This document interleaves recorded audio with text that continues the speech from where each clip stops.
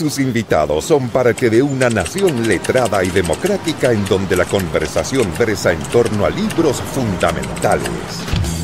Radio Sol presenta La República de las Letras, la excusa perfecta para reflexionar acerca de lo que somos o de lo que podemos llegar a ser. Conducen Marce Mercado, Francisca Navarro, Bernardo Cienfuegos, Cristian Campos Marín y Alberto Mayol. Miranda, si con tu magia, amado Padre, has levantado este fiero oleaje, calma las aguas. Parece que las nubes quieren arrojar fétida brea y que el mar, por extinguirla, sube al cielo. Ah, cómo he sufrido con los que he visto sufrir, una hermosa nave que sin duda llevaba gente noble, hecha a pedazos. Ah, sus clamores me herían el corazón, pobres almas perecieron. Si yo hubiera sido algún dios poderoso, habría hundido el mar en la tierra, antes que permitir que se tragase ese buen barco con su carga de almas. Próspero, serénate, cese tu espanto, dile a tu apenado corazón que no ha habido ningún mal. Miranda, ah, desgracia, Próspero, no ha habido mal. Yo solo he obrado por tu bien, querida mía, por tu bien, hija, que ignoras quién eres y nada sabes de mi origen, ni que soy bastante más que próspero, morador de pobre cueva y humilde padre tuyo. La tempestad, del escritor inglés William Shakespeare, es el texto que revisaremos esta noche en una nueva emisión de nuestro programa radial La República de las Letras. Me encuentro con la vuelta al nido de nuestro querido amigo Alberto Mayol. Buenas noches. Y los queridos profesores Cristian Campos y Bernardo Cienfuegos. Hola, buenas noches. Buenas noches. Bueno, les contaba porque esto es como un déjà vu, hemos hablado antes algunas veces lo mismo. Les contaba que hoy día los quise invitar a leer este texto por un libro que me encuentro leyendo de la gran Silvia Federici, una italiana feminista que se llama El Calibán y la Bruja. Y en una parte analiza fundamentalmente la historia de Próspero, su vínculo con el Calibán, y cita este texto de William Shakespeare que fue escrito, el Shakespeare tardío, el año 1612, en la vida de este escritor inglés que nació en 1564 y murió en el año 1616 y que fue parte de la corte de Lord Chamberlain, ¿cierto? Vale decir que era un verdadero emprendedor del teatro, además de poeta, escritor de sonetos, escritor de género dramático, dueño de teatro, pero además estaba súper institucionalizado porque los hombres de la corte de Lord Chamberlain, ¿cierto?, eran aquellos que eran favorecidos con el mecenazgo de la reina Isabel I, y así que podemos, no sé, bueno, ahí Bernardo sabe, yo supongo que podemos ubicar esta obra dentro del teatro isabelino. La Tempestad es considerada un poco un dato aparte en la obra de Shakespeare, ¿cierto? Porque se dice que siempre los autores del teatro estaban pensando en la representación cuando estaban escribiendo, y este no fue el caso. De hecho tiene algunos, o sea, es una tempestad y hay algunas cosas prácticamente imposibles de representar, menos en el siglo XVII. Dicho esto, abro los fuegos para comentar acerca de el inglés de la corte de la reina Isabel. Sí, yo quería hacer un par de referencias que todavía no entrando tanto en la obra, todavía quedándonos un poco en Shakespeare. Bueno, es interesante la época. Efectivamente hay una eclosión del negocio del teatro.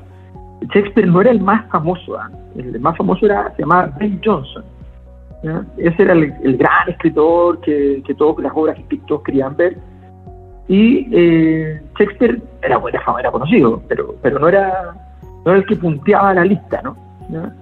Y era un negocio interesante en la época del teatro, cosa que evidentemente está empezando, en la época que empieza a ocurrir en Italia, en Inglaterra, en fin.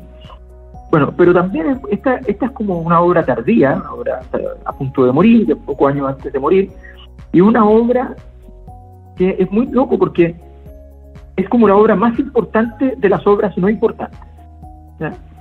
O sea, de todas las obras que alguien mencionaría sobre Shakespeare, evidentemente La Tempestad podría aparecer al último, o si uno dice, ya, pero ¿cuáles son las obras no tan conocidas? La primera que se nombraría, ¿ya?, sería La Tempestad, sumamente citada, pero como de grupo de gente como uno, ¿no? O sea, una cosa más... Clase B. Entonces, más claro. Entonces, y con mucha influencia literaria, cultural, política, de todo orden, me quedo simplemente con una cosa muy sencilla. Lo más probable es que ya está ocurriendo, también ocurre en el siglo de oro español y el teatro español de la época, aparecen estos elementos de ensoñación que son prólogo del romanticismo, pero se considera esta obra una obra muy importante dentro de la lógica del romanticismo, la idea de la aparición de genio, el carácter sublime de la experiencia frente a la naturaleza, a las tempestades. Tiene elementos del modernismo, de la cantidad de metáforas, y todo eso son elementos propios del simbolismo, del modernismo, de todas esas corrientes. Y después tiene una serie de salidas, el postcolonialismo, realismo mágico. Nabokov jugaba con la idea de que esta era la primera obra de ciencia ficción, en términos de que era futurista y que está entrada en una mirada mucho más hacia adelante. En fin, es una obra de una gran importancia en el repertorio de la literatura universal y sin duda en el de Shakespeare. Sí, mira, es quizás de las obras que yo he más disfrutado en cuanto a así como a lo que me ha tocado revisar, que por supuesto he leído varias cosas, pero no todo, por supuesto. Y creo que lo más interesante que tiene esta obra es que juega con una cuestión que no hacen otras. Que era la costumbre de la época, muchas de las obras dramáticas tenían fuentes o históricas o relaciones con obras anteriores, o sea, tenían cierta base, había una cierta relación intertextual, directa o indirectamente. Pero en este caso no, y justamente, como decía Alberto, esta obra que está plagada de magia, de elementos sobrenaturales, de muchas reflexiones, juega con estos matices que no son tan propios de una obra shakespeariana que se cargan muchas veces o a comedias más claras o a tragedias más oscuras. De hecho, como decía la Marce en algún momento, esta no es una tragedia justamente porque no termina mal. Hay una redención en proceso, hay una forma de resolver el conflicto dramático finalmente. O sea, los personajes terminan en buena onda y vuelven a recuperar los espacios que habían perdido. En el caso no hay muerte, de los protagonistas, no hay muerte, no pasan mucho. Incluso dentro de este mismo inicio que es tan tormentoso, que hace directa referencia a lo que es la historia, termina con todos a salvo. Por lo tanto, eso ya le da una calidad distinta. Y claro, cuando uno revisa las tensiones, las miradas de las otras obras, no sé, Macbeth, por ejemplo, a propósito de los conflictos políticos, acá estamos en otra posición. Ya no está esa dureza que incluso llega a ser visceral en la confrontación, sino que acá tenemos toda una cuestión que es mucho más sosegada, es mucho más estratégica y está constantemente dejando claridad en cómo se va a seguir el proceso, a pesar de que nos va sorprendiendo constantemente la trama. Sí, a mí uno siempre le tiene harto temor a Shakespeare, desde otra mirada, digamos, uno que no tiene tanta cercanía con el autor, desde la formación, digamos, profesional, pero siempre te sorprende con capitas de dónde podéis sacarle. En ese sentido yo pensaba, hay muchas interpretaciones respecto de este texto, Y la obra precisamente comienza con el naufragio, con la idea del naufragio, que claro, algunas interpretaciones hablan precisamente de este naufragio como la nave del Estado. O sea, un Estado que está cargado de intrigas, que está cargado de corrupción y que se hunde en medio de la tempestad. Y en ese sentido, claro, Shakespeare lo que hace es dramatizar esta crisis de la sociedad isabelina, tardía, digamos, en Jacobo I, las tensiones religiosas, la corrupción de la corte, los conflictos de sucesión, el propio absolutismo monárquico que está en entredicho. Y en ese sentido, claro, viene el tema de Próspero como esta posibilidad de renunciar a su poder cuando el orden sea restaurado y los culpables, digamos, confronten sus faltas. Y ese proyecto de obra es tanto mostrar como la necesidad de un pacto social, por decirlo de alguna forma, y un poder que no se regenere o no se imponga únicamente por la fuerza, sino que se regenera a través de, la misericordia, el perdón, etcétera. Es una de las millones de interpretaciones que podemos hacer. Y eso solamente te lo entrega Shakespeare, siento yo. Oye, solamente agregar que esta obra de Shakespeare es considerada una especie como de fantasía poética, lo que los ingleses llaman un romance. Bueno, en virtud de eso y del desarrollo de la trama amorosa, tan dulce que me encanta, que es un poco como la Segismunda, porque ella se enamore del primer hombre que ve ¿cierto? Este Ferdinand va a ser el primer hombre que ve. Voy a ir con un tema de amor, Time of My Life, les digo al tiro al autor, porque de Bill Medley y Jennifer Warnes.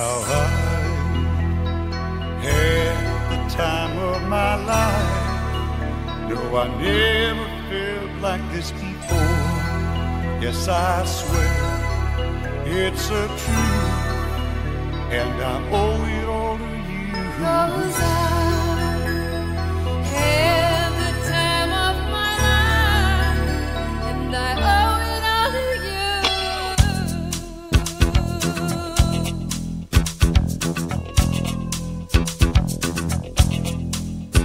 I've been waiting for so long now. I finally found someone to stand by me. We saw the writing on the wall as we felt this magical fantasy. Now with passion in our eyes, there's no way we could disguise it secretly. So we take each other's hand, 'cause we seem to understand the urgency. Just remember, you're the one thing I can't get enough of. So I'll tell you something. This could be love, because I had the time of my life. I never felt this way before.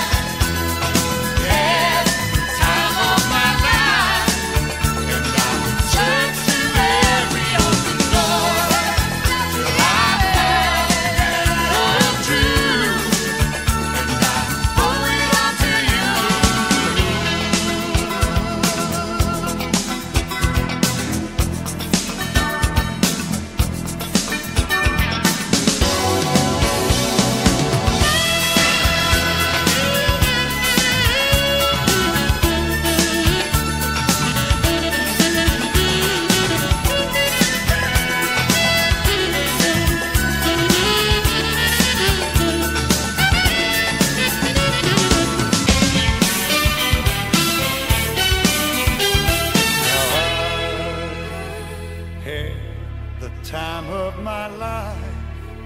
No, I never felt this way before. Yes, I swear it's a truth, and I owe it all to you. I had the time of my life. No, I never felt this way before. Yes, I swear it's a truth, and I owe it all to you. 'Cause I had the time of my life. Chance to have you. En Radio Sol, la radio para los grandes sueños. Seguimos con la República de las Letras. Nuestros festejos han concluido ya. Como os advertí, eran solo visiones y se han disuelto en aire sutil. Y cual esta pompa insustancial, las torres coronadas de nubes, los palacios soberbios, templos solemnes, y el gran orbe mismo, sí, todo lo heredado se desvanecerá. Y cual este espectáculo irreal no dejará atrás de sí ningún rastro. Estamos hechos de la misma sustancia que los sueños, y nuestra breve vida está rodeada de un sueño. La Tempestad, de William Shakespeare, esta semana en la República de las Letras, en primera división. Shakespeare en primera división. No, que Shakespeare es lo máximo. Oye, hay que decir que La Champions League, literalmente. Bueno, fue tan bello el fragmento que leyó el Alberto, y hay que decir que, si bien es cierto, Shakespeare siempre es bello, pregúntale a Faulkner, ¿cierto?, que usa su epígrafe de Macbeth en El Rubio de la Furia para abrirlo, pero además uno acá, en esta obra en particular, puede encontrar pequeños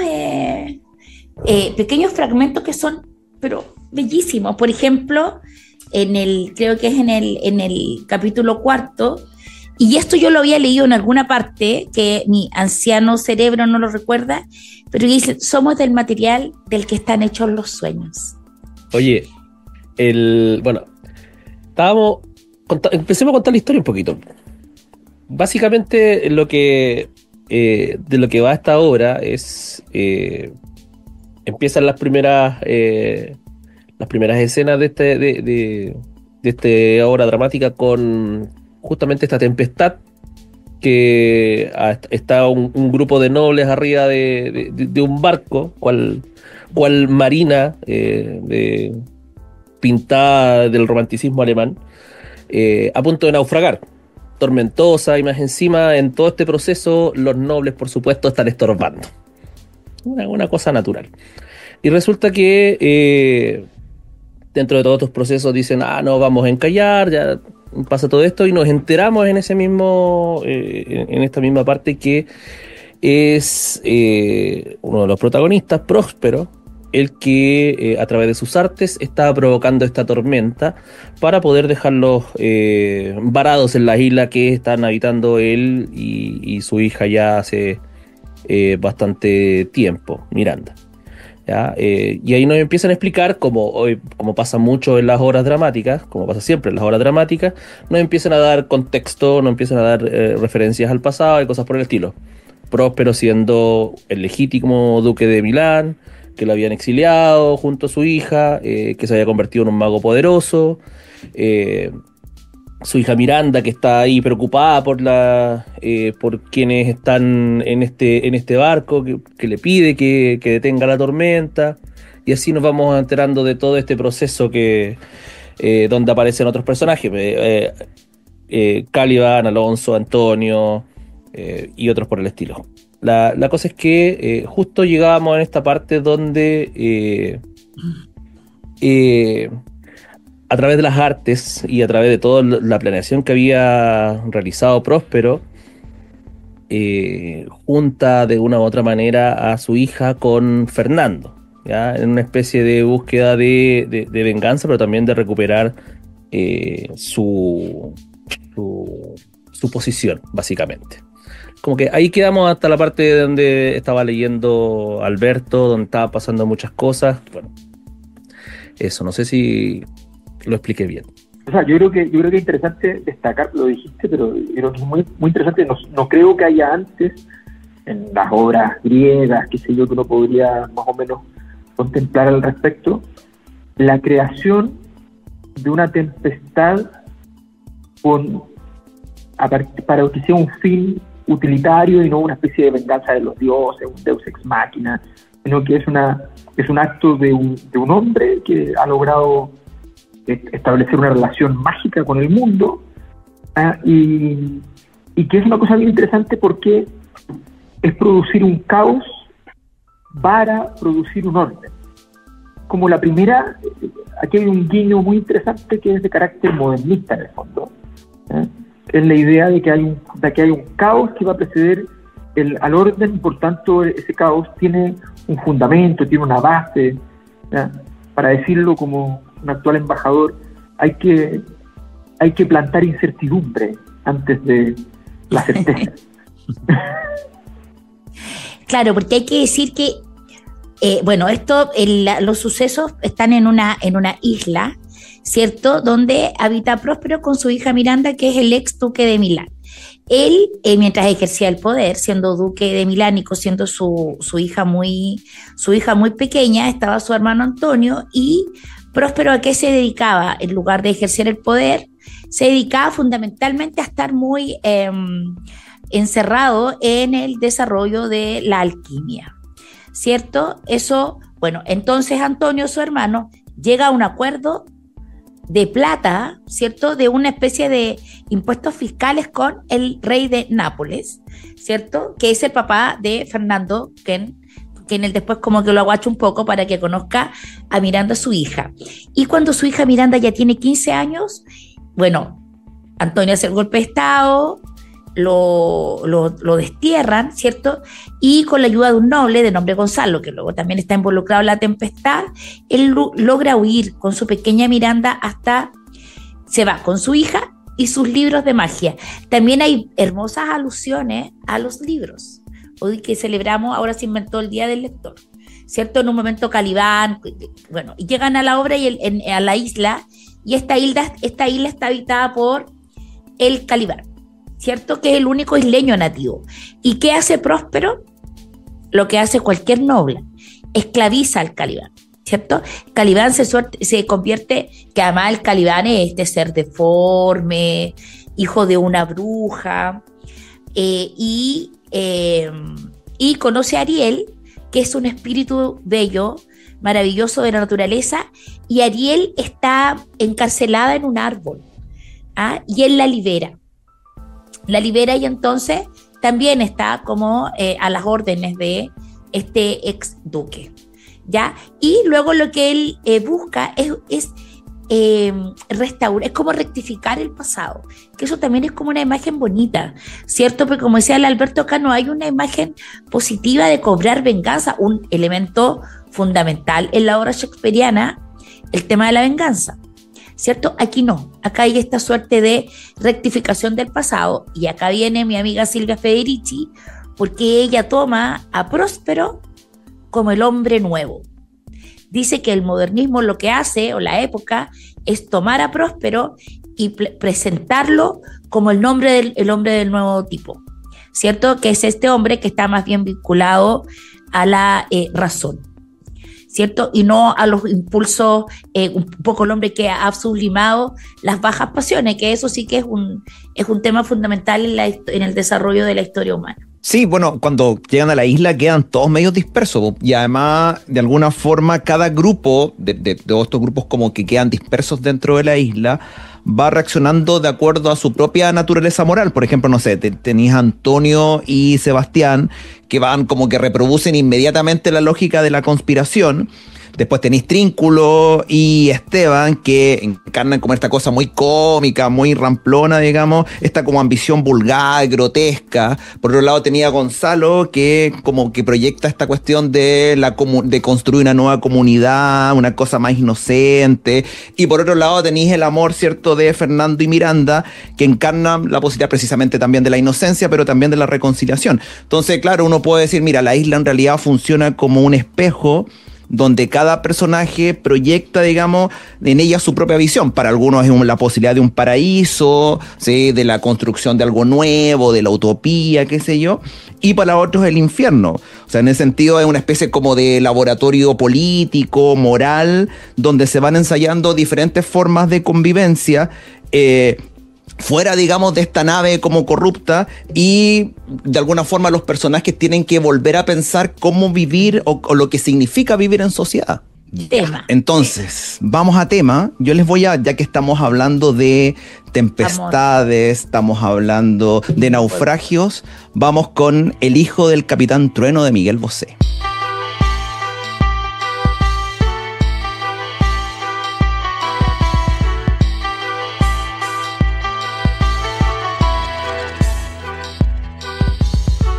El hijo del Capitán Trueno nunca fue un hijo digno del padre.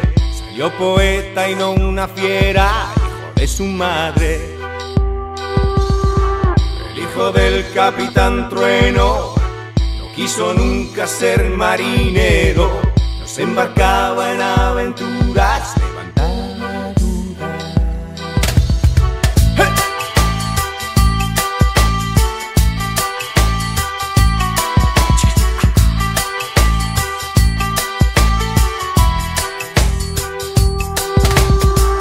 El hijo del Capitán Trueno tenía un algo que le hacía distinto, distinto como cada quien lo nunca visto. Y se pasaba horas entre las ballenas y se hibridaba solo y siempre con sirenas, y apoyado en el faro cantaba así: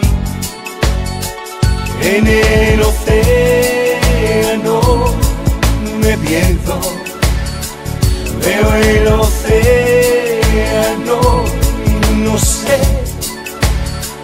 tan increíblemente inmenso, tan respetable que no navegaré, no navegaré,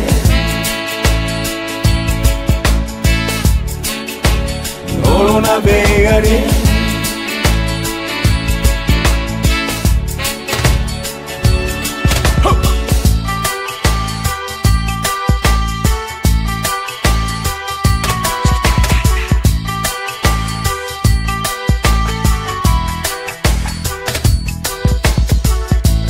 Del Capitán Trueno tenía al menos un anillo por dedo y en cada oreja un pendiente, sí, pero qué valiente. El hijo del Capitán Trueno tenía fama y mucha pinta de raro, y a todo el mundo le hizo ver que eso no era malo. Y así que le encantaba estar entre ballenas y se especializaba en conquistar sirenas, y de noche en el faro les cantaba así: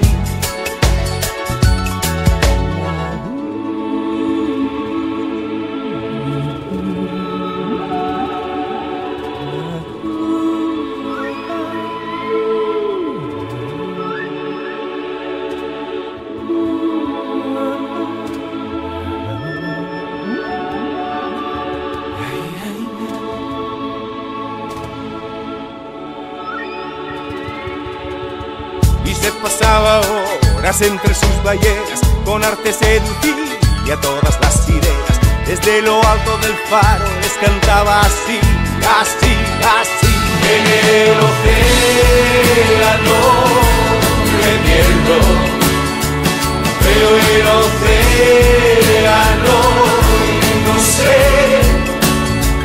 tan increíblemente grande y tan inmenso, respetable que no navegaré, en el océano bebiendo, veo el océano y no sé, tan increíblemente grande y tan inmenso, tan respetable, que no navegaré, no navegaré, no navegaré, no navegaré.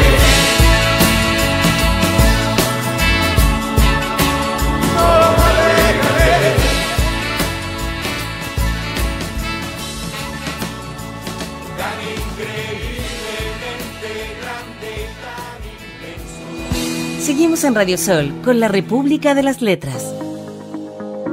Elfos de los montes, arroyos, lagos y boscajes, y los que en las playas perseguís sin huella al refluyente Neptuno y le huís cuando retorna.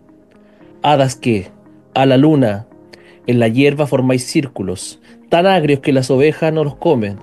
Genios que gozáis haciendo brotar setas en la noche, y os complace oír el toque de queda, con cuyo auxilio, aunque débiles seáis, enublado el sol de mediodía, desatados fieros vientos y encendido feroz guerra entre el verde mar y la bóveda azul. Al retumbante trueno le he dado llama y con su propio rayo he partido el roble de Júpiter. He hecho estremecerse el firme promontorio y arrancado de raíz el pino y el cedro. Con mi poderoso arte, las tumbas, despertando a sus durmientes, se abrieron y los arrojaron. Pero aquí adjuro de mi áspera magia y cuando haya, como ahora, invocado una música divina, que cumpliendo mi deseo como un aire hechice sus sentidos, romperé mi vara, lo hundiré a muchos pies bajo la tierra y allí donde jamás bajo la sonda, yo ahogaré mi libro. La tempestad, William Shakespeare, y el momento donde Próspero hace una promesa definitiva a todos los espíritus, incluyendo, bueno, de ahí se sabe más adelante, a Ariel, que había liberado, que luego de que cumpla sus deseos, ella va a poder ser libre finalmente. Un momento súper intenso dentro de la obra. Oye, pero yo creo que es importante que además contemos un poco que esta obra generó un enorme volumen y diversidad de discusiones intelectuales desde inicios del siglo XX en adelante, y sobre todo, esto es muy notable, en América Latina. Es una cosa muy, muy notable, donde los conceptos, no los nombres, los conceptos de Ariel y Calibán se convirtieron en parte de la discusión filosófica, sociológica, antropológica, ¿no? Porque primero apareció lo que se llamó el arielismo con José Enrique Rodó, un gran filósofo uruguayo, donde pone a Ariel como símbolo de un programa de juventud latinoamericano. ¿Por qué?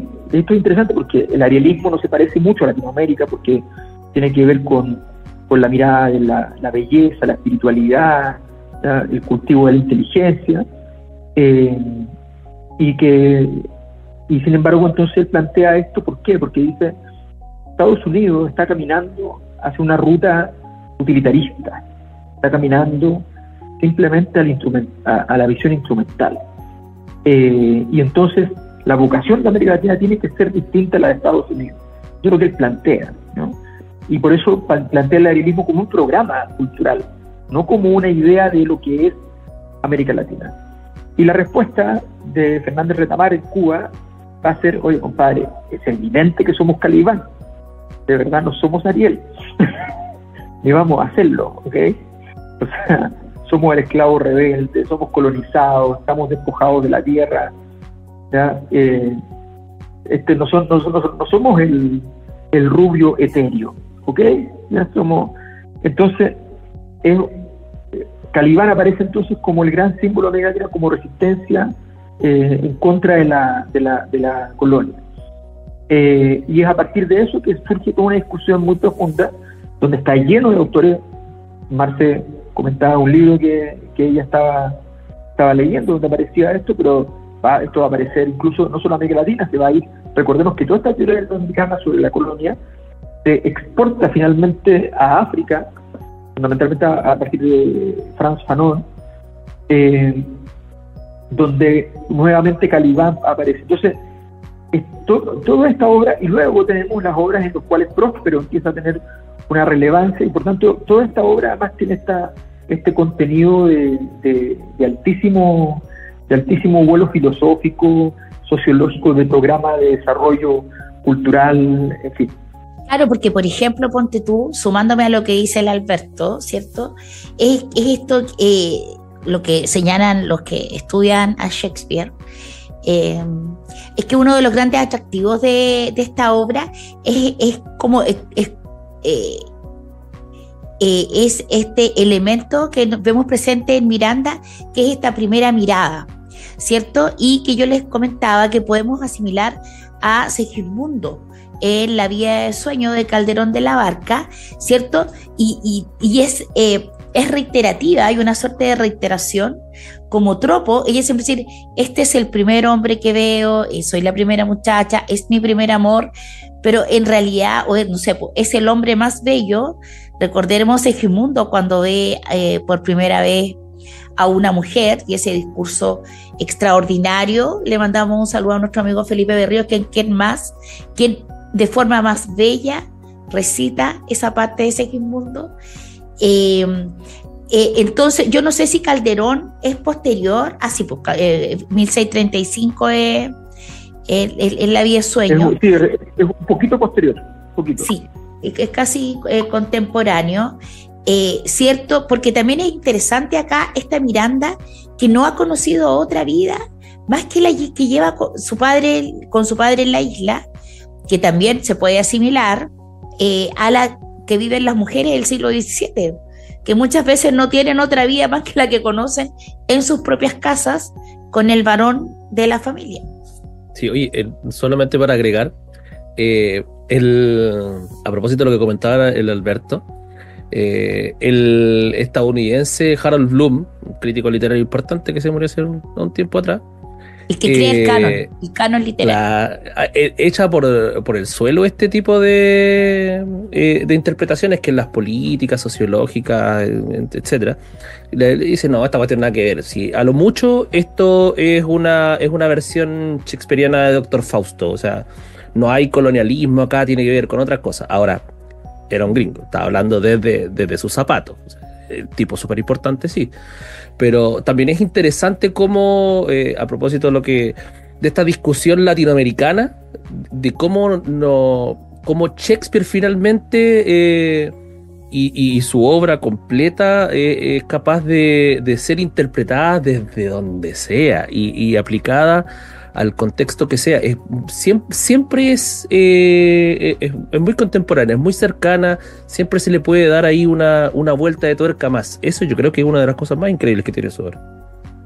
Para picarle un poco también al contexto histórico, bueno, 3 décadas antes de este texto se habían realizado expediciones inglesas, por ejemplo Walter Raleigh, lo mismo Drake, digamos, que habían abierto el Atlántico, ya traían estas de las noticias del Nuevo Mundo, esta instalación de este imaginario lleno de promesas. En 1607, por ejemplo, se había instalado en Jamestown la primera colonia británica en Virginia. Entonces, claro, todo eso está también dentro del relato del texto. Esta isla en la tempestad, digamos, concentra ese imaginario del espacio exótico, lleno de maravillas, pero también susceptible, digamos, de ser explotado y de ser dominado. O sea, uno lo ve, digamos, en Antonio, en Sebastián, digamos, cómo ven la posibilidad, digamos, del botín. Y claro, uno puede hacer ahí la interpretación precisamente de esta mirada colonial. O sea, Caliban como el habitante originario de la isla, esclavizado por Próspero, que lo percibe como un salvaje, como un monstruo. Y sin embargo, en algún momento el propio Caliban reivindica su derecho. Es decir, dice, esta isla es mía por herencia de mi madre. Y precisamente uno puede decir, decir, bueno, esta tensión permanente, esta resistencia entre Próspero y el Calibán refleja precisamente las tensiones del colonialismo. ¿Vamos con tema? ¿Terminamos con Vamos tema? con tema. No sé si Alberto, ¿quieres tú o quieres yo? Bueno, si quieres yo pongo inmediatamente, había muchos temas sobre islas, pero al final me fui por el romanticismo y me quedo con Sueño con serpientes de Silvio Rodríguez. Hay hombres que luchan un día y son buenos. Hay otros que luchan un año y son mejores. Hay quienes luchan muchos años y son muy buenos. Pero hay los que luchan toda la vida. Esos son los imprescindibles. Bertolt Brecht.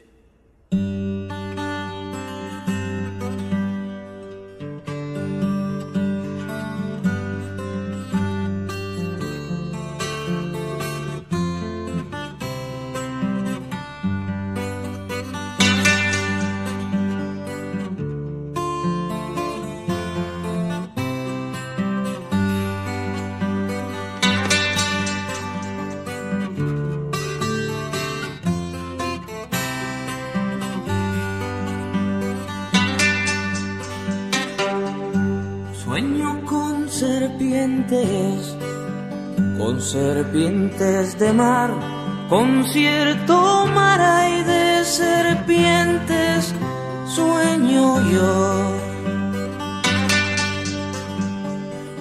Largas, transparentes, y en sus barrigas llevan lo que puedan arrebatarle al amor.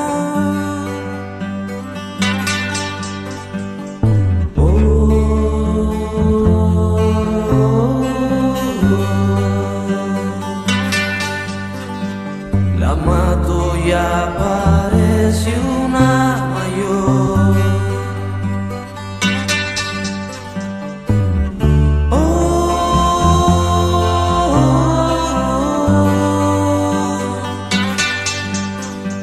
Con mucho más infierno en digestión.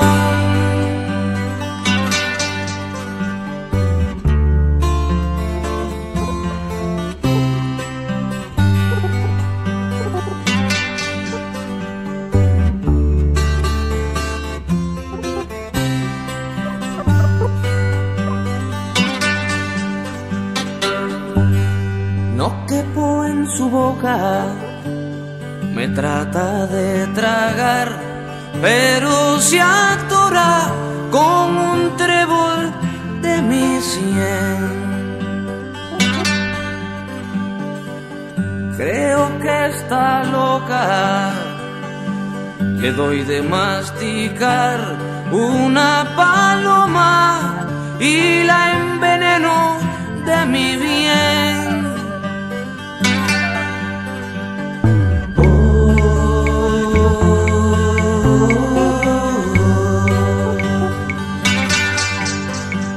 La mato y aparece una mayor.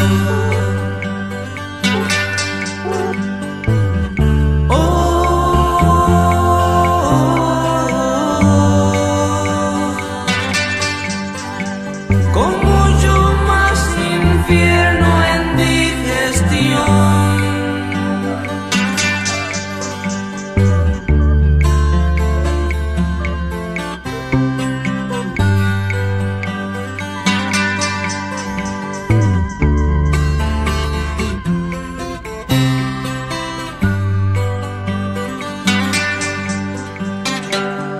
Esta al fin me engulle y mientras por su esófago paseo voy pensando en qué vendrá.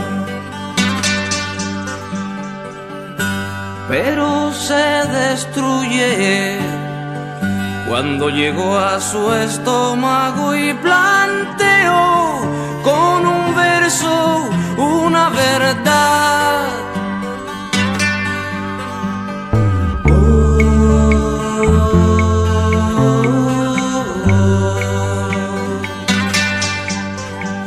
La mato y aparece una mayor.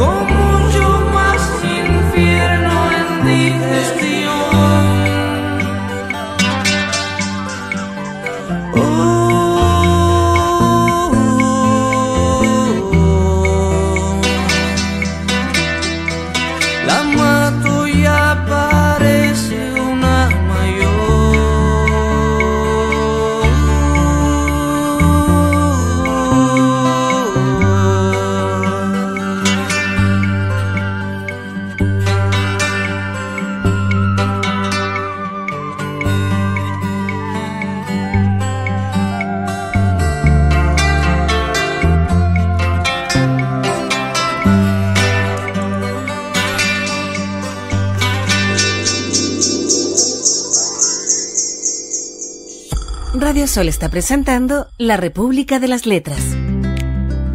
Próspero, no creas que yo no lo siento. Sí, a ti, que no eres más que un aliento de aire impalpable. Este espectáculo te hace sufrir. ¿Por qué no he de comportarme como tú, yo que soy un ser viviente y siento y sufro como ellos? Si bien la crueldad de su alma me hirió profundamente y me causó los mayores sinsabores, la razón me dice que he de calmar mi cólera y perdonar las injurias. El mérito de la virtud está en el perdón y no en la venganza. Si ellos se arrepienten del mal que me han hecho, me doy por satisfecho. No pido nada más. Anda, Ariel, ponlos en libertad. Romperé todos mis encantamientos, los devolveré al uso de la razón y haré que sean dueños de sí mismos. La Tempestad de William Shakespeare leemos esta noche en La República de las Letras. Y el fragmento que yo les traía también tiene que ver precisamente con esta transformación que va sufriendo Próspero a lo largo de la obra.